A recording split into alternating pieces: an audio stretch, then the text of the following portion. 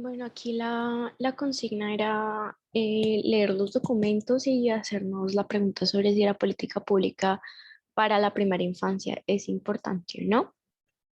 Yo lo quise hacer así, profe, como pues quería hacer una presentación porque tenía muchas ganas de hablar.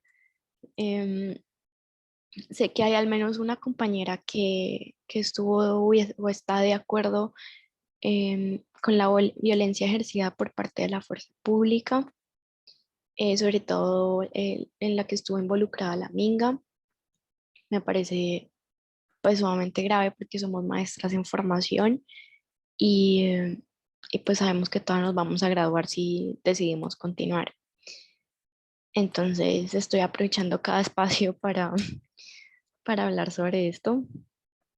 Em, Esta parte, pues ya lo hablamos en clase, la importancia de puntualizar que es una conquista social, no fue una iniciativa propia del gobierno porque se pensó en la infancia, sino que fue gracias a los agentes educativos que lucharon desde la creación del Instituto Nacional Pedagógico, del ICBF en el 68, hasta, hasta pues el Código de la infancia y la adolescencia. Em, bueno, en cuanto a a los ejes, pues encontré tres ejes importantes en la política pública para garantizar el derecho, el desarrollo integral de las niñas y los niños. Pues sabemos que somos seres holísticos. Nuestro, nuestro desarrollo pues involucra todo lo que es lo social, lo político, lo cultural, como lo biológico. Y, y pues si alguno de estos ejes se ve afectado, pues otro que parece que no tienen una relación directa, pues también se va a ver afectado. Em, entonces, teniendo eso en cuenta, pues encontré estos tres ejes que son en cuanto al sistema económico, la afectividad y la responsabilidad intersectorial. Lo del sistema económico, pues ya lo habíamos conversado, pues pues parece que no es muy ético, ¿no? Pero pues sabemos cómo funcionan las cosas en el país y por eso pues es importante puntualizar que garantizar el derecho, el desarrollo integral de las niñas y los niños pues realmente es muy beneficioso para el sistema capitalista que tenemos. Eh, por ejemplo, eh, si el niño no ha tenido una buena nutrición, o sea, durante toda pues, su primera infancia, esto pues va a ser, va a causar perturbaciones en su desarrollo cognitivo, por lo tanto, no, no, no aportará mucho al mercado laboral. Entonces, sí, realmente cuando hablamos de cuidar la primera infancia, pues estamos hablando de inversión. No solo, entonces no, esto es importante no solo en cuanto a lo ético, sino en cuanto a, pues a mantener su economía. En cuanto a la afectividad, eh, aquí me gusta mucho hablar de Villalobos siempre, porque en las investigaciones que ha hecho en cuanto a por qué qué es lo que produce el espectro autista en las niñas y en los niños, aunque es una discusión abierta, no, nada está como comprobado, pues se ha dado cuenta que si no hay una comunicación recíproca eh, entre el cuidador principal y el infante, que generalmente es la madre, em, pues trae como consecuencias graves a nivel neuronal. Por ejemplo, todos sabemos que nosotros aprendemos a hablar gracias a la imitación. Nosotros vemos y oímos hablar y por eso es que vamos aprendiendo, vamos conquistando ciertas palabras hasta que podemos decir que por fin conquistamos la lengua oral. Si no hay una comunicación Si, por ejemplo, el niño empieza a balbucear y la madre apenas lo mira o le habla, pero está mirando otra parte, el niño no obtiene, siente que no está obteniendo ninguna recompensación por todo lo que implica tratar de comunicarse con la lengua oral y deja de hacerlo.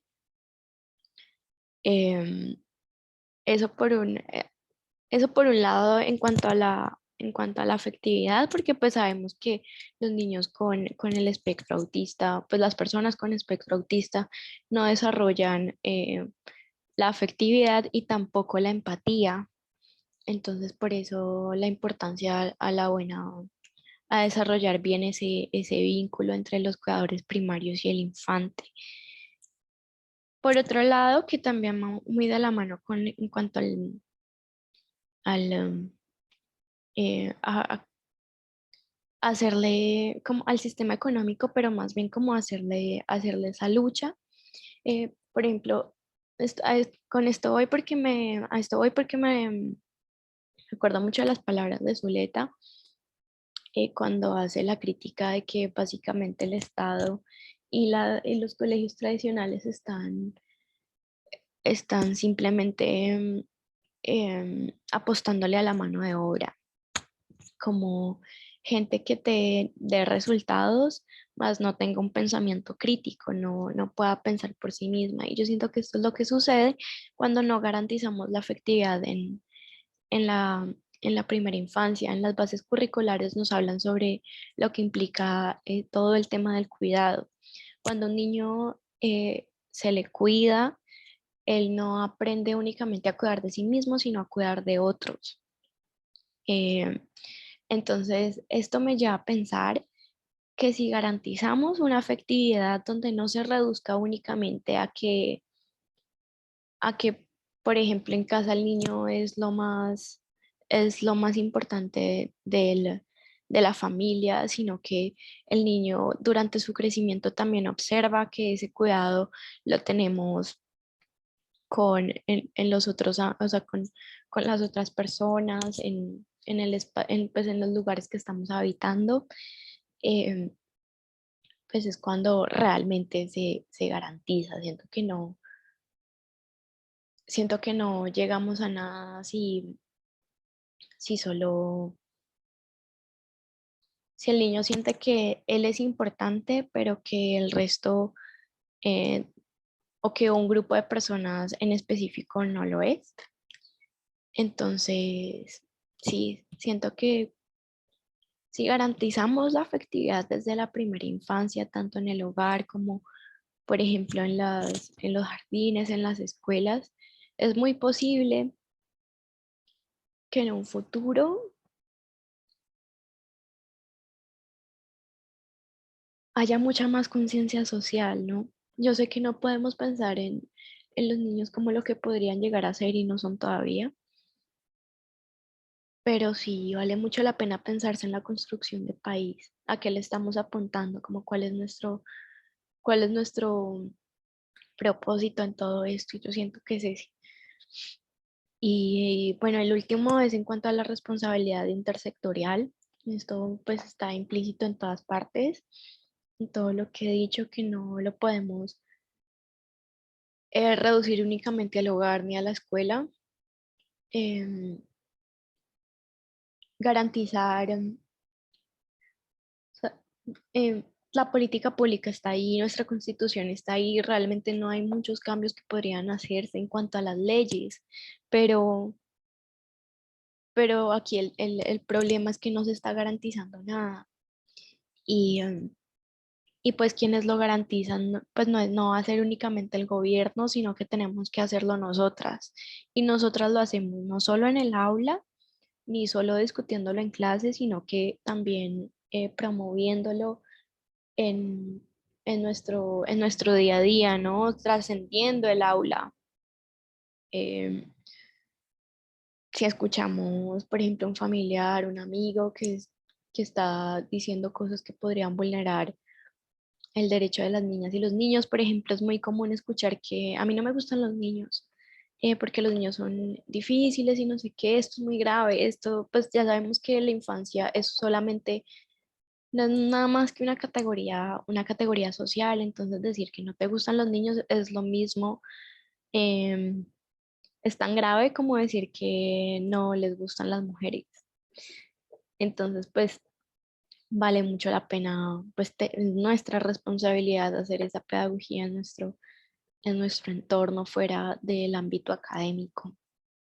Y así es como realmente podemos lograr la supervivencia, el desarrollo, la protección y la educación, además de la participación de las niñas y los niños, sobre todo la participación, ¿no? Que siento que es la parte más difícil, los tengan en cuenta.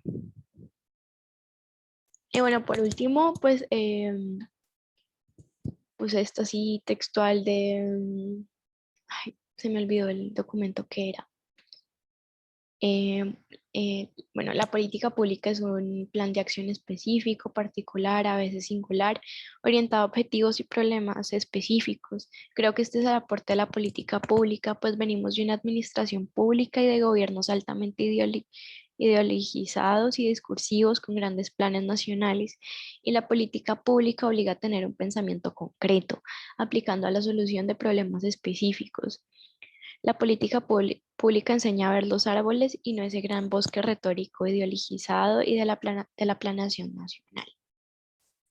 Entonces, con la política pública, pues logramos identificar problemas específicos a solucionar y no pensarnos en el global, que pues, si nos pensamos en las problemáticas globales, realmente es abrumante y sería pues muy difícil mantener la motivación para seguir en esta lucha. Sería muy difícil conservar esa esperanza de la que habla Freire, que no es una esperanza eh, como basada en ese positivismo más bien tóxico, en que estamos como, del que hay mucho ahora, sino que es una esperanza que tenemos gracias a que sabemos que estamos acá como luchando contra todas estas fuerzas negativas. Listo.